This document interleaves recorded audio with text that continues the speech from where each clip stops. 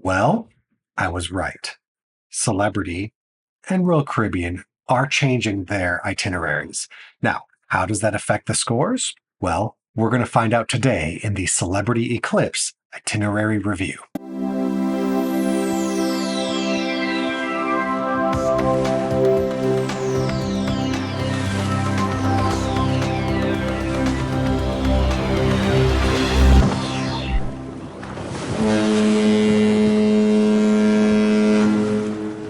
Hey, welcome to This is the Cruise. I'm Clint, and this is the channel where we look at upcoming cruise itineraries and try to find out if this is the cruise for you. Today, we're looking at Celebrity Eclipse's 2024-2025 Caribbean itineraries. Currently, I'm on a quest. I realized I've been on Holland America, Princess, Carnival, MSC, Royal Caribbean, but I have not been on Celebrity, and I'm trying to find out why.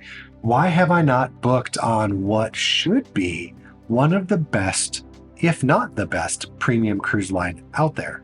We've looked at their itineraries before, but for different reasons, we just haven't pulled the trigger. So I've gathered every single itinerary that Celebrity is doing across all of their ships for the 2024-2025 Caribbean season, put them through my calculations to find out what is it, where's the gap?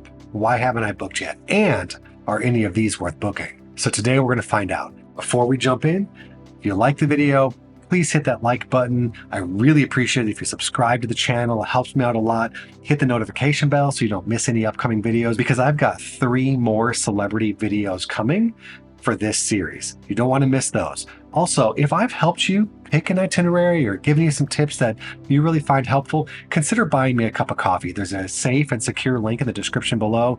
And it's like a little tip jar, right? You can throw a little coffee money my way. I put that right back into helping me buy the gear that I need to make more videos like this. I don't use that money to go on cruises. I'm not sponsored at all. So this really, really helps me out.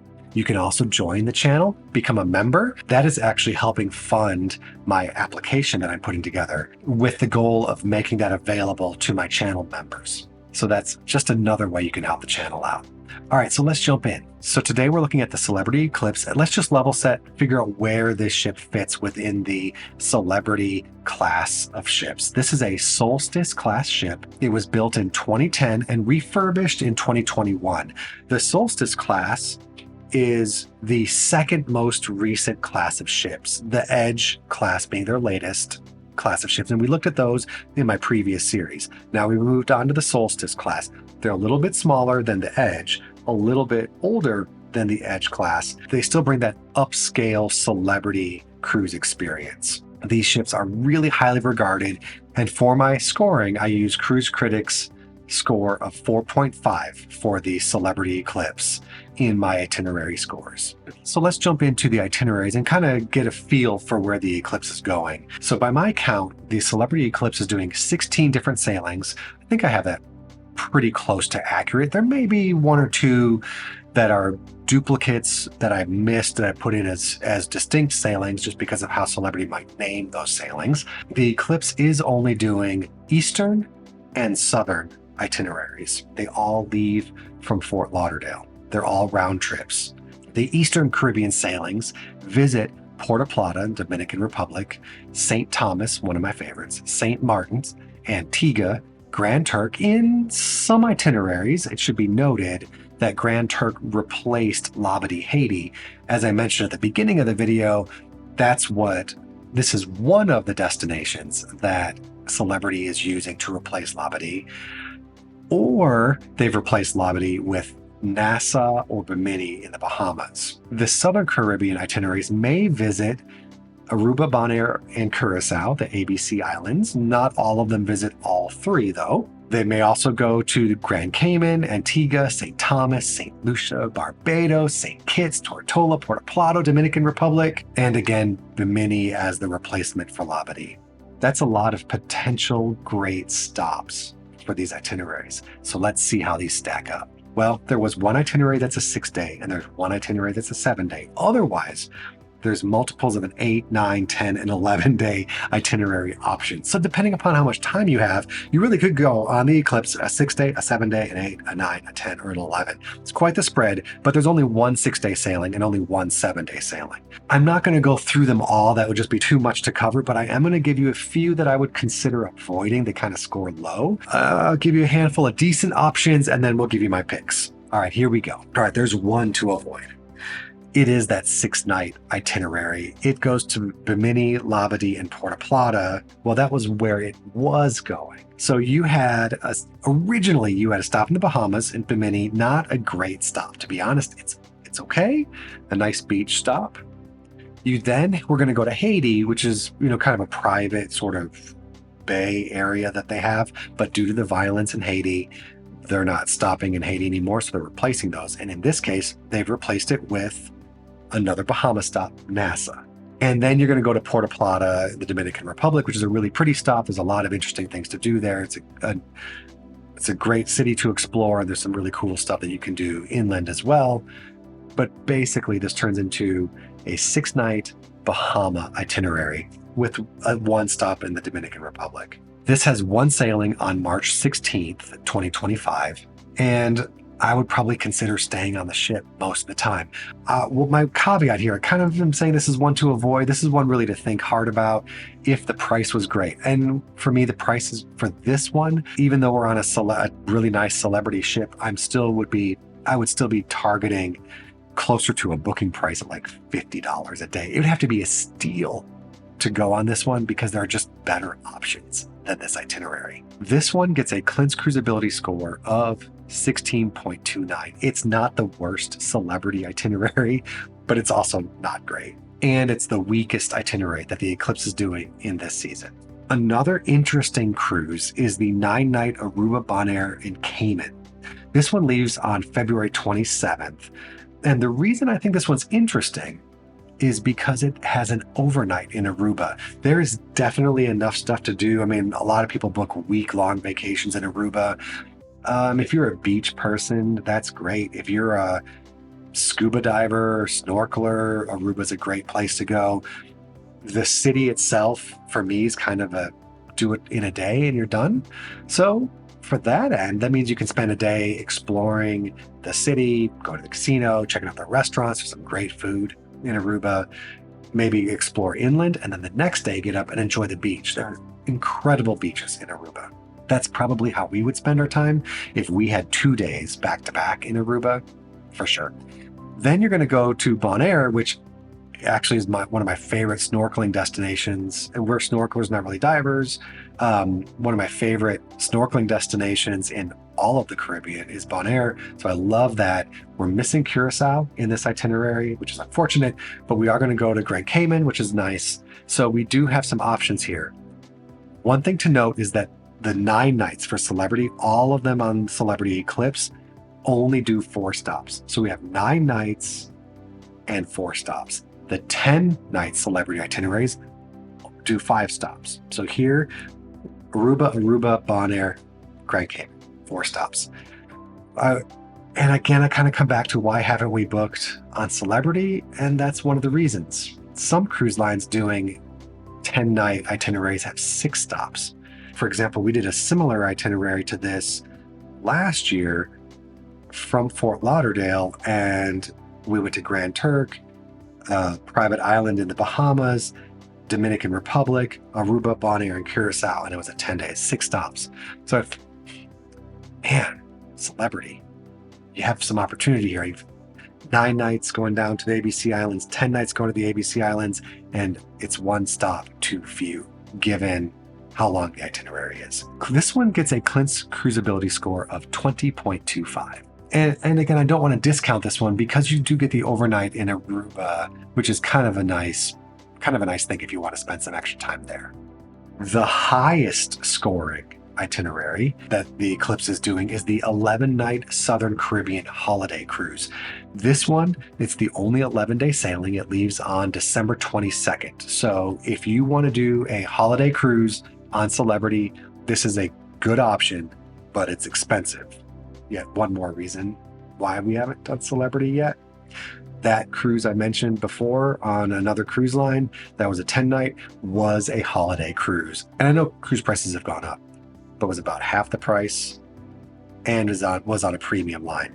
This is the only, like I said, this is the only 11-day that it's doing. It's the highest scoring. They swapped Labadee for Puerto Rico. That's a good stop. It actually brought the score up a little bit. That is the kind of swap that I like to see. This itinerary is a true holiday cruise because you have Christmas Day on the cruise, you have New Year's Day on the cruise. The 25th and the 1st are both at sea, so you don't have to worry about destinations having closed for those holiday days, which is also kind of nice. This one visits Georgetown, Grand Caymans, it visits Aruba, Bonaire, Curacao, San Juan, Puerto Rico, as well as Puerto Plata in the Dominican Republic.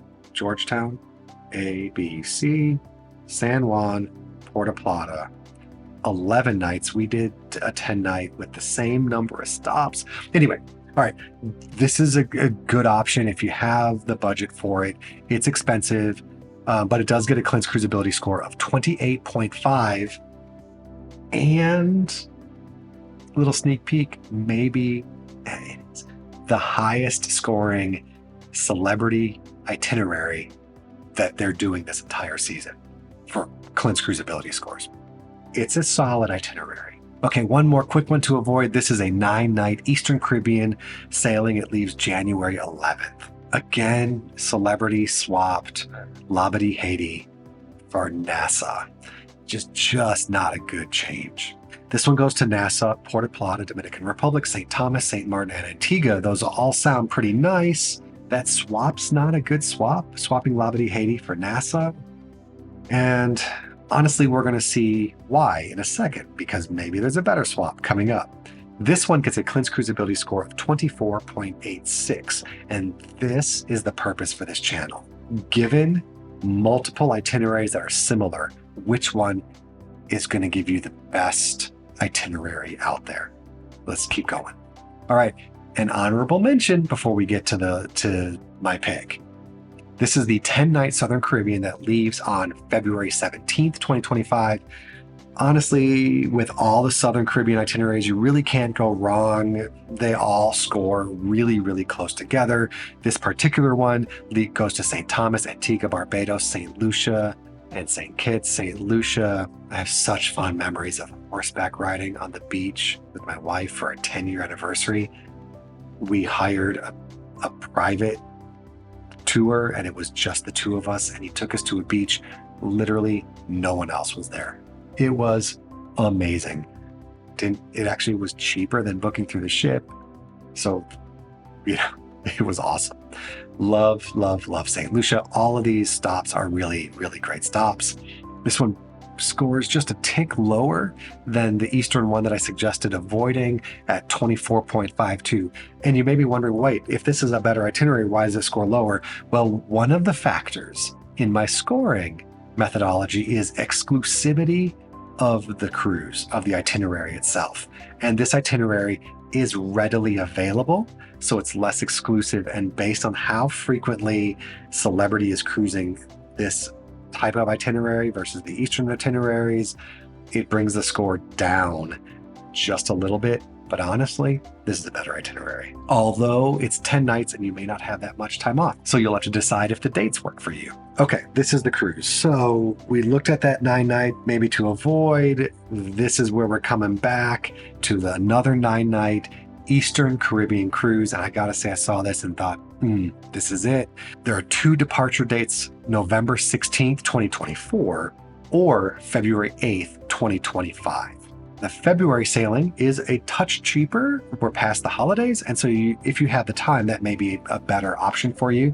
You'll get a little bit more cruise for the dollar. This one visits Grand Turk, Puerto Plata, St. Thomas, St. Martin, and Antigua, and you'll notice it doesn't go to Nassau, it goes to Grand Turk. That's a much better swap. There are 3 sea days, but like I said, that's just how celebrity seems to roll. We've got I look for these port intensive itineraries with at least a 2-to-1 port to sea day ratio. That doesn't quite happen here. but it's what we get. This one gets a Clint's cruisability score of 24.24.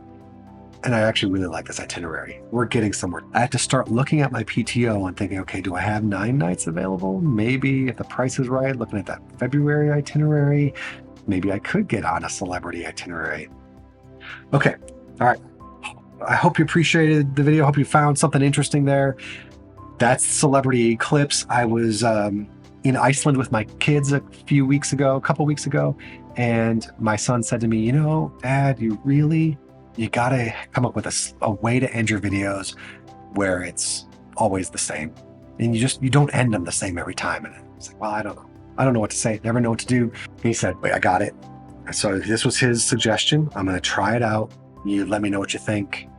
Here we go. That's it. Stay happy, stay healthy, stay cruising.